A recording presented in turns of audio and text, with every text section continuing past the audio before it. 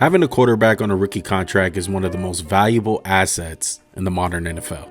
Every year we see a team draft a QB high in the draft and get aggressive in their team building. And in 2018, the Bills were no different. They drafted some guy named Josh Allen. I think you guys have heard of him. And by year 3, they look poised to win a championship. But as quickly as the title windows open, it can close. So how did the Bills fail Josh Allen? Well, grab a seat, subscribe to the channel, and let's talk about it. Every team has to go through these growing pains. Growing pains often include losing a playoff game or just an important game in general. You have to learn how to lose first, and the Bills were no different. One of the first growing pains that they got came in 2019 to the Texans, but it's all good, right? The following year, they would take a leap and make the AFC Championship to play the Chiefs. This game was not close though, but a very important step for where the Bills wanted to ultimately get. But again, in 2021 and 2023, the Chiefs ultimately knocked out the Bills in the playoffs. So what's the difference in losing to the Chiefs in 2020 and losing to the Chiefs in 2021? A loss is a loss, right? The stats are going to show a loss, and most people will just see the final score and assume the Chiefs were better both years. Well, not all losses are equal.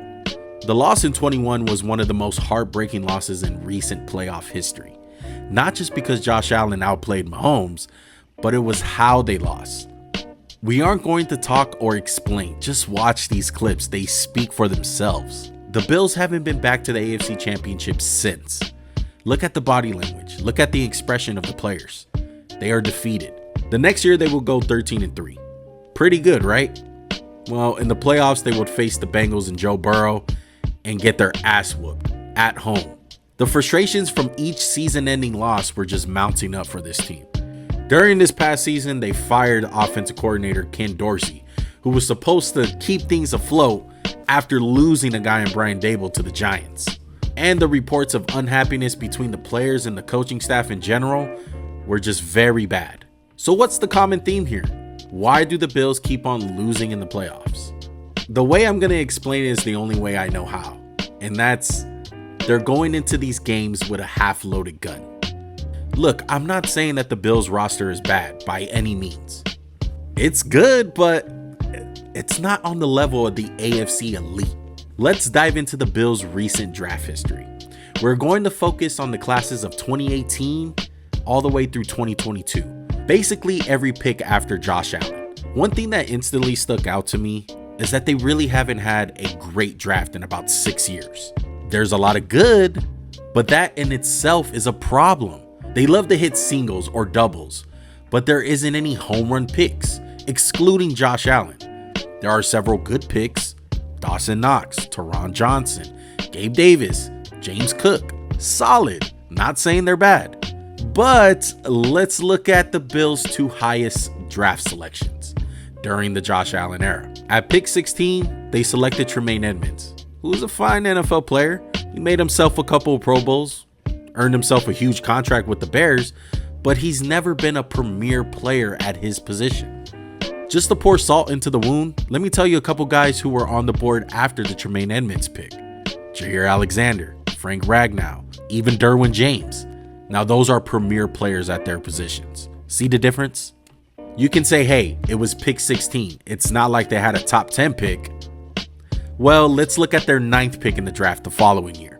This is a chance to get a real game changer. Who did they pick? Ed Oliver. 5 years later, he turned out to be a good player, but not a real difference maker. Let me tell you some of the guys who were drafted after him. Christian Wilkins, Dexter Lawrence, Jeffrey Simmons were all selected after him. Those guys are a different tier of player. Again, there's a difference here. There's good, and then there's elite. None of these guys that they picked were elite. And this trend will continue the next 3 drafts. There are a few quality picks in these classes, but again, it's mostly decent players. Nothing special. Where is the wow picks? Where's the home run picks? Sorry, Gabe Davis, you're not a home run pick. James Cook, you're good. You're not elite. Gregory Rousseau, are you ever gonna become elite? I'm tired of thinking that you are, but you're just a solid player at this point. Here's a graphic of the Bills picks from 2018 to 2022. We got it color coded for you guys. Green equals good, yellow above average, blue average, red a miss. Then everyone that's not highlighted, they're just filling the roster players. Now I'm going to put the Chiefs draft class on the screen. The only difference, now the players that are highlighted purple, they're elite players. Look at the big difference. And a lot of you guys are going to say, that's not fair. That's the Kansas City Chiefs. But this is the standard. This is the team you see every January. This is the team that sent you packing 3 out of the 4 postseasons. This is the standard. People are going to try to act like this is not the mountain you have to climb and conquer. But look, let's put a pin in the draft talk and let's just take a look at free agency and trades. Now here's the list of the free agents that the Bills signed since 2018. Again, what's the theme? No difference makers here. There are some average/good players here, but hey, John Brown was good for 1 year. Cole Beasley somehow made an all-pro team but fell off after that. And Mitch Morse, I mean, he's a good center, but not a difference maker. And if these are your best free agent moves that you made in the last 5 years, sorry, this isn't gonna cut it. And yeah, Von Miller was a flashy signing at the time, but dude's always hurt. He's never on the field. He's always on the IR. But a lot of you guys are saying, what about Stephon Diggs? And yeah, that was one of their best moves. They traded for Stephon Diggs in 2020, and he worked out. They swung for the fences, and he ended up helping out Josh Allen, and Stephon Diggs has been incredible for them. But now, Diggs is in Houston. He's not even on the team anymore. And if I'm being honest, they moved off of Diggs a year too late. Look at what Tyreek Hill got. I'm not saying that he's Tyreek Hill, but let's be honest, they didn't get much for Stephon Diggs. Look, man, simply put, Brandon Beane hasn't done enough. And I feel like he should be on the hot seat. At this point, we're looking at Brandon Beane in a whole different light. It's for things that he's done in the past.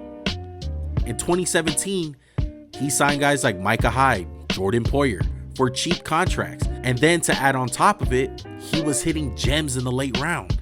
Guys like Deion Dawkins, they got him in the 2nd. Matt Milano, got him in the 5th. Where has that been in the following years?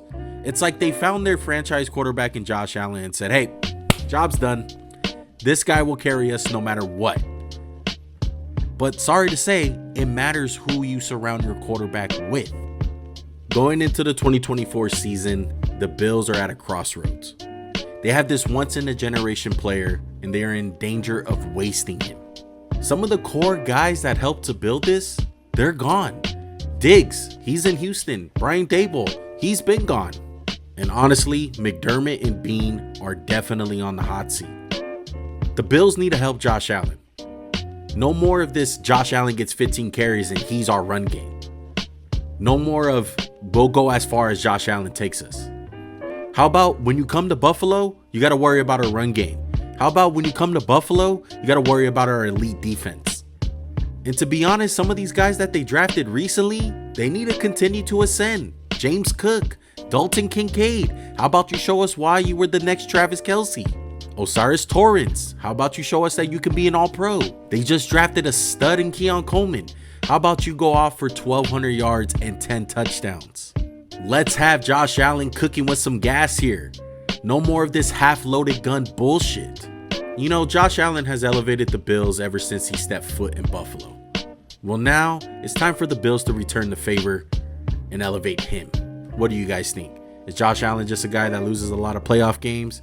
Or should the Bills really help him out? Let us know in the comment section down below. Make sure to hit the like on the video.